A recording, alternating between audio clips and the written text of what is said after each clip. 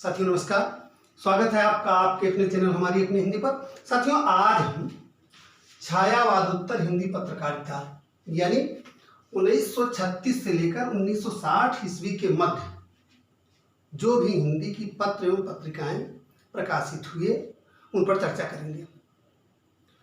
साथियों जो भी महत्वपूर्ण है उनके थोड़ा सा विस्तार में और जो कम महत्वपूर्ण है उन पर तेजी से चर्चा होते हुए चलेगी। आप अवगत हैं कि विभिन्न प्रतियोगी परीक्षाओं में पत्र पत्रिकाओं से एक प्रश्न, दो प्रश्न, तीन प्रश्न अनिवार्य रूप से पूछे जा रहे हैं, तो इसको आप ध्यान से देख लीजिए जिससे आपकी परीक्षा के लिए उपयोगी हो।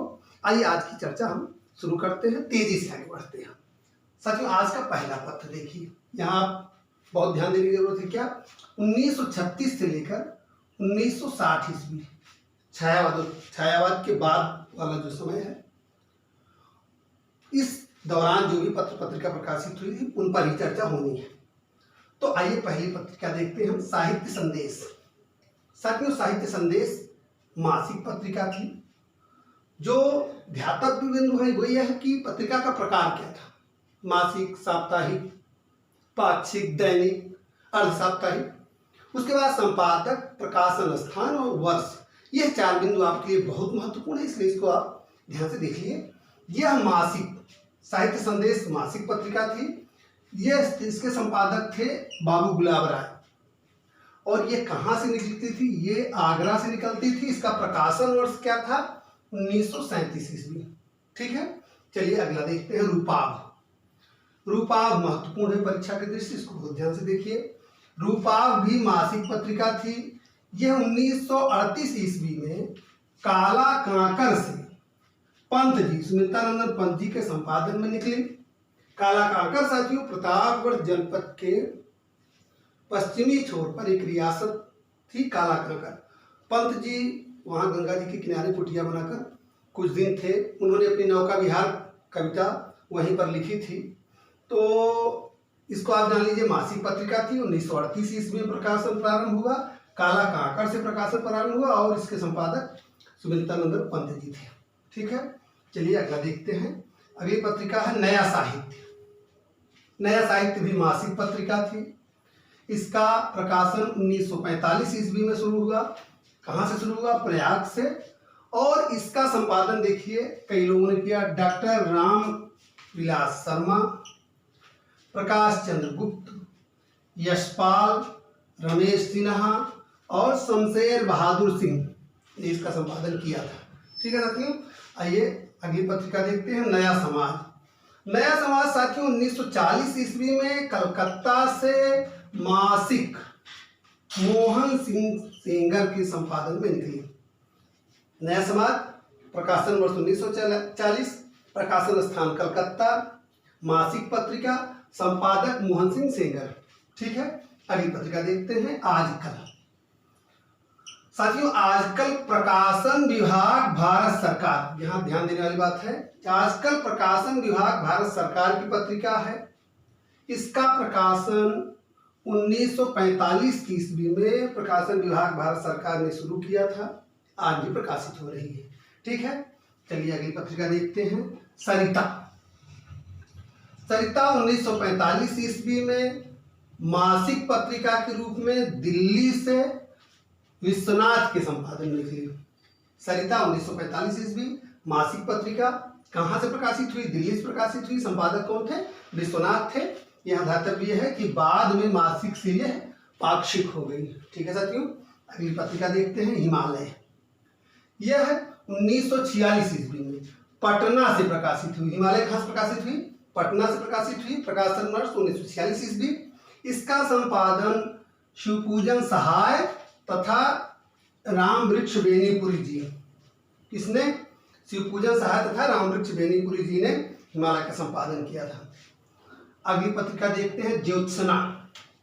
ज्योत्सना के संपादक डॉक्टर नलिन विरोचन शर्मा।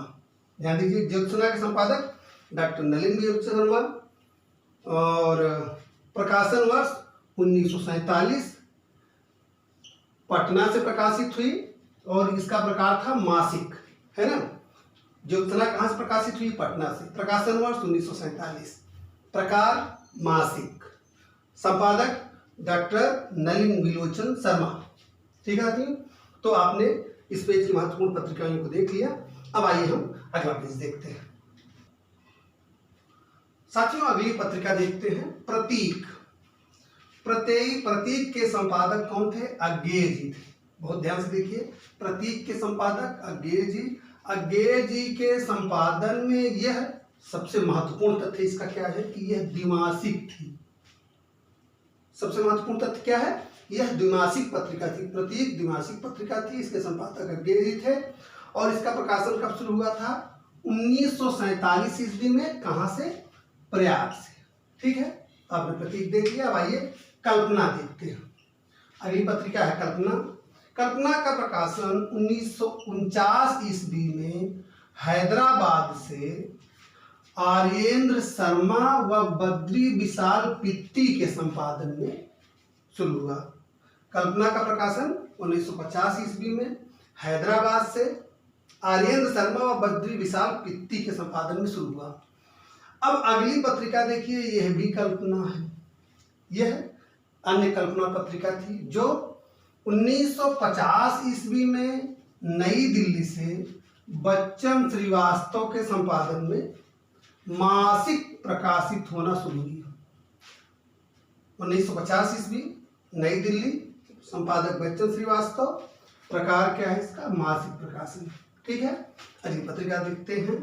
यह है अगला पत्र है साप्ताहिक हिंदुस्तान। हिंदुस्तान नाम से ही आप जान लीजिए कि साप्ताहिक प्रकाशन इसका होता था। कब इसका प्रकाशन? 1950 ईस्वी में नई दिल्ली से साप्ताहिक इसका प्रकाशन शुरू हुआ। 1950 में नई दिल्ली से इसका साप्ताहिक प्रकाशन शुरू हुआ। साथियों, इसका संपादन देखिए, पहले मुकुट बिहारी वर्मा, फिर बांके बिहारी भटनागर, मनोहर श्याम जोशी, शीला झुनझुनवाला आदि ने किया था। ठीक है, चलो अब धर्मयुग की ओर बढ़ते हैं। बहुत महत्वपूर्ण है परीक्षा की दृष्टि से, इसको ध्यान से देख लीजिए। धर्मयुग प्रायः पूछा जाता है। धर्मयुग टाइम्स ऑफ इंडिया द्वारा 1950 ईस्वी में बंबई से मासिक प्रकाशन प्रारंभ हुआ। इसका धर्मयुग का प्रकाशन टाइम्स ऑफ इंडिया द्वारा 1950 ईस्वी में बंबई से मासिक शुरू हुआ था। ठीक है, अब इसके देखिए, इसके प्रथम संपादक धर्मयुग के कौन थे? इलाचंद जोशी। धर्मयुग के प्रथम संपादक इलाचंद जोशी थे। बाद में हेमचंद जोशी, सत्यदेव विद्यालंकार, धर्मवीर भारती और गणेश मंत्री ने इसका संपादन किया। घूमता आईना, खबरों के आगे पीछे, देश देशांतर, हास परिहास, मुस्कान, बात बतंगड़, व्यंग चित्रकथा, ये सब जो थे वो धर्मयुग के अस्थाई स्तंभ थे। ठीक है साथियों, अब आइए ये देखिए, इसमें एक और महत्वपूर्ण तथ्य जुड़ जाता है साथियों। जुलाई 1900, पहले क्या थी ये? पहले ये मासिक थे। जुलाई 1990 में यह पाक्षिक हो गई, यानी महीने में 2 बार प्रकाशित होने लगी। चलिए अगली पत्रिका देखते हैं, आलोचना। ये भी साथियों महत्वपूर्ण है। आलोचना, इसका प्रकाशन कब शुरू हुआ? 1951 ईस्वी में। आलोचना का प्रकाशन कब शुरू हुआ? 1951 ईस्वी में। कहाँ से? नई दिल्ली से। इसके संपादक शिवदान सिंह चौहान। और यहाँ इसका भी जो महत्वपूर्ण तथ्य देख लीजिए कि यह त्रैमासिक प्रकाशित होना शुरू हुई थी। प्रकाशन आलोचना का शुरू हुआ 1951 ईस्वी में नई दिल्ली से, संपादक शिवदान सिंह चौहान, और यह इसका प्रकार क्या था कि यह त्रैमासिक पत्रिका थी। तो साथियों, हमने इस पेज को देख लिया। अब आइए हम लोग अगला पेज देखते हैं। साथियों, अगली पत्रिका है वसुधा। वसुधा का प्रकाशन 1953 ईस्वी, प्रकाशन वर्ष ध्यान से देखिए। वसुधा का प्रकाशन 1953 ईस्वी में जबलपुर से राजेश्वर प्रसाद गुरु व हरिशंकर परसाई जी के संपादन में मासिक शुरू हुआ था। ठीक है, देखते हैं अगली महत्वपूर्ण पत्रिका नए पत्ते। नए पत्ते का प्रकाशन साथियों 1953 ईस्वी में इलाहाबाद से लक्ष्मीकांत वर्मा के संपादन में शुरू हुआ था। नए पत्ते का प्रकाशन 1953 ईस्वी में इलाहाबाद से लक्ष्मीकांत वर्मा के संपादन में शुरू हुआ था। बाद में नए पत्ते का संपादन डॉक्टर रामस्वरूप चतुर्वेदी ने भी किया था, ये भी जान लीजिए आप। आइए अगली पत्रिका देखते हैं, नई कविता। नई कविता बहुत महत्वपूर्ण है परीक्षा की दृष्टि से, अनेक बार परीक्षाओं में पूछा गया प्रश्न है। नई कविता का प्रकाशन वर्ष है 1954। कहाँ से प्रकाशित होती थी? इलाहाबाद से। नई कविता को बहुत ध्यान से देख लीजिए। नई कविता 1954 में इलाहाबाद से प्रकाशित, और इसका प्रकार क्या था? अर्धवार्षिक। बहुत ध्यान से देखिए, नई कविता वर्ष 1954 में इलाहाबाद से, अर्धवार्षिक, यह बहुत महत्वपूर्ण है। यह अर्धवार्षिक प्रकाशित होती थी। किसके संपादन में निकलती थी? जगदीश गुप्त जी के। ठीक है साथियों, आइए अगली पत्रिका देखते हैं, ज्ञानोदय। ज्ञानोदय 1955 ईस्वी में कन्हैया लाल मिश्र प्रभाकर के संपादन में इसका मासिक प्रकाशन शुरू हुआ था। ठीक है साथियों, ज्ञानोदय जो है इसका प्रकाशन साथियों होता था कलकत्ता से। कहाँ से? कलकत्ता से। यहाँ इसका स्थान थोड़ा सा हम लिखना भूल गए। ज्ञानोदय का प्रकाशन 1955 ईस्वी में कन्हैया लाल मिश्र प्रभाकर के संपादन में मासिक कलकत्ता से शुरू हुआ था। ठीक है, चलिए अगली पत्रिका देखते हैं, निकष। निकष मासिक पत्रिका थी। इसका प्रकाशन 1956 ईस्वी में धर्मवीर भारती के संपादन में इलाहाबाद से शुरू हुआ। निकष को ध्यान से देख लीजिए। निकष मासिक पत्रिका थी। इसका प्रकाशन 1956 ईस्वी में धर्मवीर भारती जी के संपादन में कहाँ से शुरू हुआ था? इलाहाबाद से शुरू हुआ था। अगली पत्रिका देखिए, कृति। कृति का प्रकाशन 1958 ईस्वी में शुरू हुआ था, दिल्ली से हुआ था, और इसके संपादक थे नरेश मेहता जी व श्रीकांत वर्मा। ठीक है, अगली पत्रिका देखते हैं, समालोचक। समालोचक साथियों 1958 ईस्वी में आगरा से डॉक्टर रामविलास शर्मा के संपादन में मासिक प्रकाशित होना शुरू हुई थी। समालोचक को फिर से ध्यान से देखिए, 1958 ईस्वी प्रकाशन वर्ष, प्रकाशन स्थान आगरा, संपादक डॉक्टर रामविलास शर्मा, और प्रकार इसका मासिक। ठीक है, आइए दो महत्वपूर्ण बिंदु जो हैं उन पर चर्चा कर लेते हैं, ये भी परीक्षा उपयोगी हैं।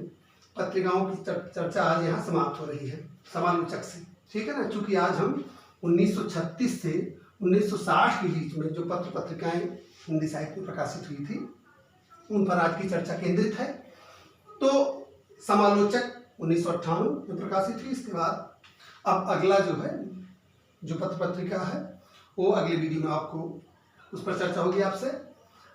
ये दो महत्वपूर्ण बिंदु देख लीजिए। पहला ये है आलोचना पत्रिका के बारे में। आलोचना पत्रिका के प्रथम संपादक थे कौन? शिवदान सिंह चौहान।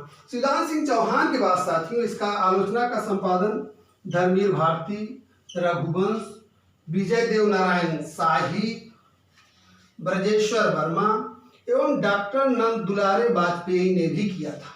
ठीक है, कई बार प्रश्न ऐसे पूछ लिए जाते हैं कि इनमें से आलोचना का संपादन किसने नहीं किया था।